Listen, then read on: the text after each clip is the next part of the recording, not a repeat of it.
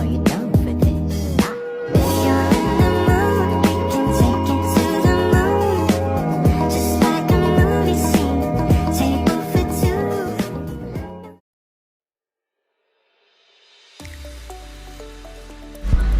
Pengembangan media sosial pada pelayanan bimbingan dan konseling. Yang pertama kita masuk kepada pengertian media sosial. Media sosial adalah sebuah media online di mana para penggunanya dapat dengan mudah berpartisipasi. Berpartisipasi dalam arti seorang akan lebih mudah berbagi informasi, menciptakan konten atau isi yang ingin disampaikan kepada orang lain, memberi komentar terhadap masukan yang diterimanya, dan seterusnya. Semua dapat dilakukan dengan cepat dan tidak terbatas. Pengertian media sosial menurut Henderi, Muhammad Yusuf, dan Yuliana Ismagraba pada tahun 2007 mengatakan bahwa media sosial adalah situs jaringan sosial, misalnya layanan berbasis web yang memungkinkan bagi setiap individu untuk membangun profil publik ataupun semi-publik dalam sistem terbatasi.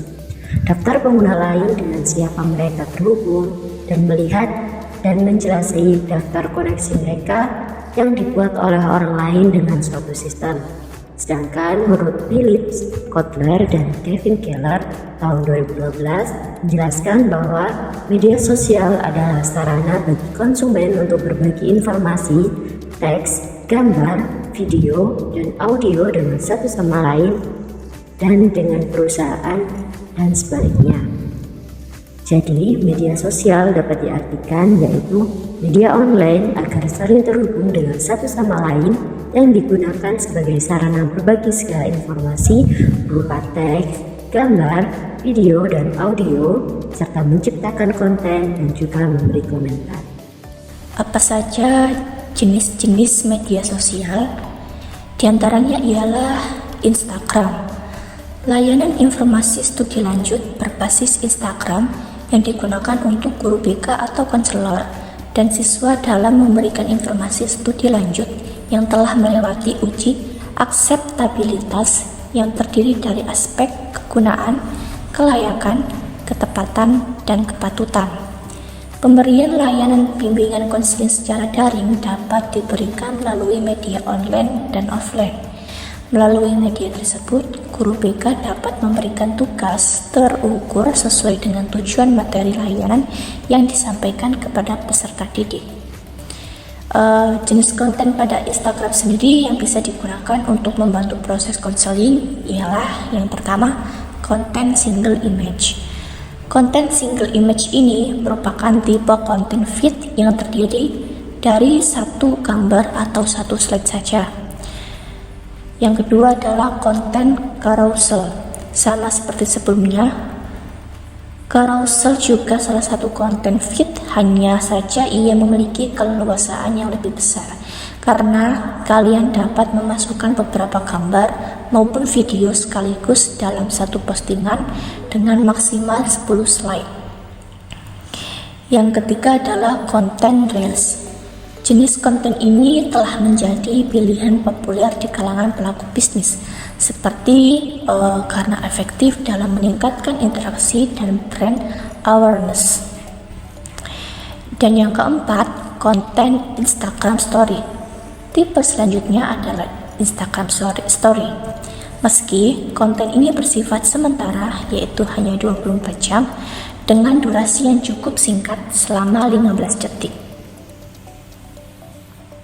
Namun, faktanya jenis konten ini banyak dikonsumsi dengan para pengguna Instagram, sebab setiap hari mereka akan rutin melihat story. Facebook merupakan jenis jejaring sosial yang diciptakan oleh Mark Zuckerberg, yakni seorang mahasiswa Harvard. Facebook merupakan salah satu media sosial yang paling banyak digunakan oleh semua kalangan manusia, mulai dari anak-anak hingga orang dewasa. Facebook juga sebagai media baru dalam layanan bimbingan dan konseling dan bisa dijadikan rujukan dalam mengembangkan layanan konseling bagi para konselor dalam melakukan konseling. Tujuan pengembangan layanan konseling dengan media Facebook ini yaitu sebagai tempat individu yang sering mempunyai keterbatasan waktu, jarak, dan cenderung merasa tidak nyaman untuk dapat melakukan pertemuan secara langsung atau face to face dengan konselor. Dan selanjutnya yakni Twitter. Twitter merupakan sebuah situs web yang dimiliki dan dioperasikan oleh Twitter. Situs ini menawarkan jaringan sosial berupa microblog sehingga memungkinkan penggunaannya untuk mengirim dan membaca pesan yang disebut kicauan atau tweets. Dan Twitter ini memudahkan juga bagi para konseli yang ingin berkonsultasi secara online dengan seorang konselor. Dengan aktivitas seperti itu lebih mampu membuat seseorang merasa tertarik dan nyaman ketika saling mencurahkan unek-unek mereka, mencurahkan isi hati mereka, dan menceritakan permasalahan yang mereka alami kepada seorang konselor atau teman-teman sebaya mereka dan kepada orang lain yang mereka anggap teman di dunia maya daripada bercerita pada guru BK secara langsung. Selanjutnya ialah blog. Menurut Sumiyashi, blog adalah kependekan dari weblog. Istilah yang pertama kali digunakan oleh John Barker pada bulan Desember 1997. John Barker menggunakan istilah weblog untuk menyebut kelompok website pribadi yang selalu diupdate secara kontinu dan berisi link-link ke website lain yang mereka anggap menarik disertai dengan komentar-komentar mereka sendiri. Dengan adanya media blog ini juga dapat memberikan informasi tentang bimbingan dan konseling juga yang bisa dicari oleh semua siswa, maka akan tumbuh minat siswa memanfaatkan layanan BK, sehingga siswa dapat menemukan, memanfaatkan, mengembangkan bakat, minat, dan kemampuannya berkembang secara optimal. Tweepen sendiri merupakan istilah yang digunakan untuk menggambarkan postingan dengan bingkai menarik. Tweepen sendiri merupakan sebuah media promosi, dukungan, pamflet, atau banner berupa foto yang dikombinasikan dengan bentuk frame atau border yang diedit dan didesain sedemikian mungkin atau sedemikian rupa hingga terlihat bagus dan menarik. Tujuan dibuatnya sebuah tweetpen adalah untuk memperindah foto dan biasanya digunakan untuk pembuatan promosi loh. Nah, tweetpen sendiri itu juga bisa digunakan untuk mempromosikan layanan konseling dengan didesain semenarik mungkin agar khalayak umum tertarik akan tweetpen yang sudah tersebar di jejaring media sosial. Dengan begitu, orang lain yang melihat tweetpen itu, ia langsung mencoba dan ingin lebih mengetahui tentang dunia kesehatan mental. Selanjutnya adalah hubungan media sosial dengan bimbingan konseling. Bagaimana hubungan perkembangan media sosial dengan proses kegiatan bimbingan konseling? Terkait hal ini, proses bimbingan konseling dapat memanfaatkan media untuk membentuk layanan e-konseling dengan memanfaatkan aplikasi media sosial, sehingga konselor dapat dengan mudah menghubungi maupun bercerita kepada konselor tanpa bertemu secara langsung. Interaksi antara konselor dengan klien tidak hanya dilakukan melalui hubungan tatap muka, tetapi juga dilakukan melalui hubungan secara virtual, melalui internet dalam bentuk layanan e-konseling yang memanfaatkan telepon atau video call di jejaring sosial seperti WhatsApp, Facebook, Twitter, Telegram, Instagram, dan lainnya.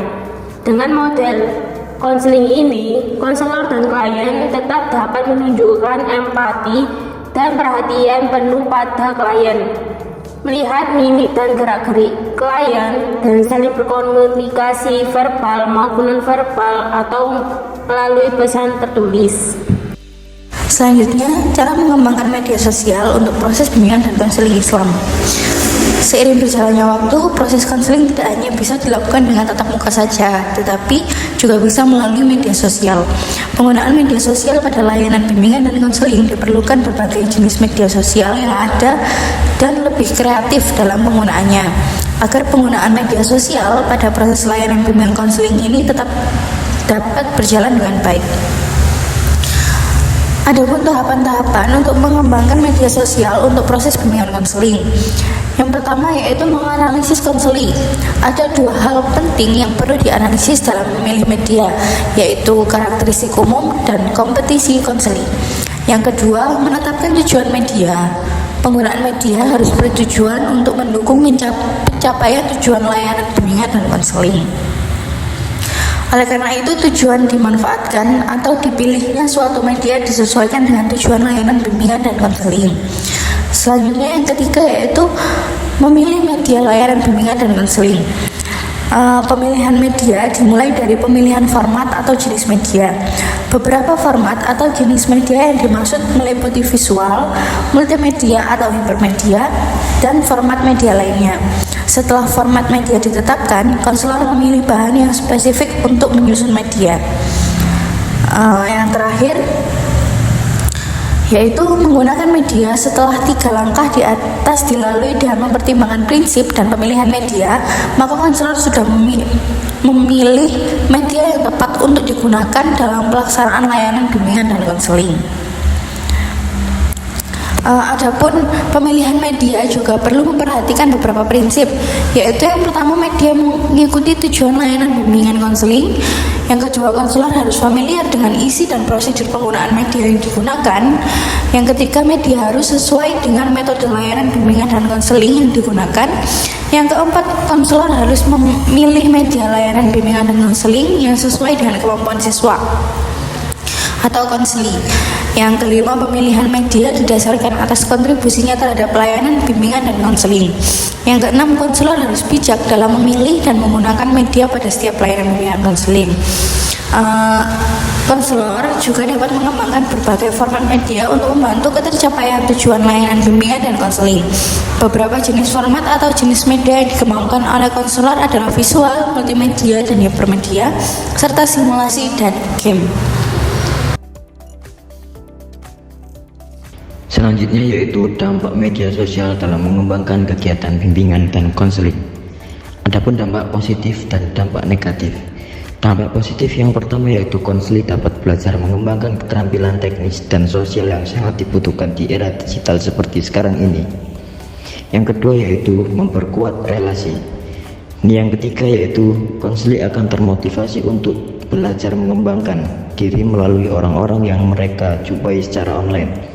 Dan yang keempat yaitu situs jejaring sosial membuat konseling menjadi lebih bersahabat, perhatian, dan empati. Dan yang selanjutnya yaitu dampak negatif. Yang pertama yaitu konseling menjadi malas belajar berkomunikasi di dunia nyata. Dan yang kedua, situs jejaring sosial akan membentuk pribadi seseorang yang lebih mementingkan diri sendiri. Dan yang ketiga yaitu situs jejaring sosial adalah lahan yang subur bagi predator untuk melakukan kejahatan. Kesimpulan, media sosial adalah sebuah media online di mana para penggunanya dapat dengan mudah berpartisipasi. Berpartisipasi dalam arti seseorang akan dengan mudah berbagi informasi, menciptakan konten atau isi yang ingin disampaikan kepada orang lain, memberi komentar terhadap masukan yang diterimanya, dan seterusnya. Semua dapat dilakukan dengan cepat dan terbatas. Sosial media juga bisa digunakan dalam membantu proses konseling. Proses bimbingan dan konseling dapat memanfaatkan media untuk membantu layanan e-konseling dengan memanfaatkan aplikasi media sosial, sehingga konselor dapat dengan mudah menghubungi maupun bercerita kepada konselor tanpa bertemu secara langsung. Interaksi antar konselor dengan klien tidak hanya dilakukan melalui hubungan tatap muka, tetapi juga dilakukan melalui hubungan secara virtual melalui internet dalam bentuk layanan e-konseling yang memanfaatkan telepon atau video call di jejaring sosial seperti WhatsApp, Facebook, Twitter, Telegram, Instagram, dan lainnya. Dengan model konseling ini, konselor dan klien tetap dapat menunjukkan empati dan perhatian penuh pada klien, melihat mimik dan gerak-gerik klien, dan saling berkomunikasi verbal maupun non-verbal.